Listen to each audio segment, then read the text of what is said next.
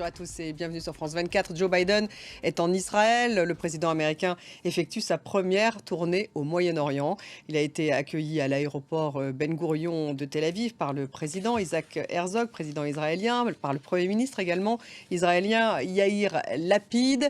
Les États-Unis et Israël doivent restaurer une forte coalition mondiale contre l'Iran, a affirmé Yair Lapid. Joe Biden veut faire, quant à lui, avancer l'intégration d'Israël dans la région, a dit le président américain, tout juste sorti de l'avion. Bruno Darroux donc est avec nous. Rebonjour Bruno. Rebonjour Stéphanie. Israël, on sait que l'Iran, bien sûr, c'est le premier grand sujet de discussion entre Joe Biden et bien sûr son homologue israélien. Oui, ça a été dit d'ailleurs par les dirigeants israéliens qui ont accueilli Joe Biden. Merci beaucoup Bruno. Crise politique au Sri Lanka où l'état d'urgence a été décrété. Des manifestants ont pénétré dans les bureaux du Premier ministre.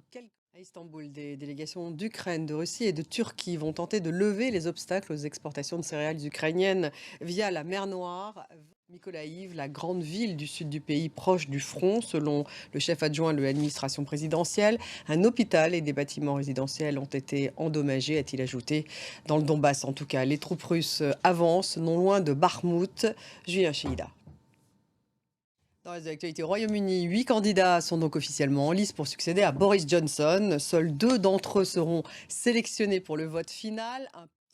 En France, le sénateur Laurent Lafont, président de la commission culture, a évoqué un enchaînement de dysfonctionnements pour expliquer les incidents au Stade de France lors de la finale de la Ligue des Champions. Il évoque des défaillances dans l'exécution et... Toujours en France, Gérald Darmanin se rend en fin de journée en Gironde où 2 incendies de forêt ont fait rage. Le ministre de l'Intérieur ira près de la dune du Pilat où 700 hectares de pins ont été détruits par les flammes. Selon un dernier bilan, 1 millier d'hectares de pins sont également partis en fumée à Landiras, à une quarantaine de kilomètres au sud de Bordeaux. Merci de nous avoir suivis. Restez avec nous, on se retrouve dans un petit quart d'heure.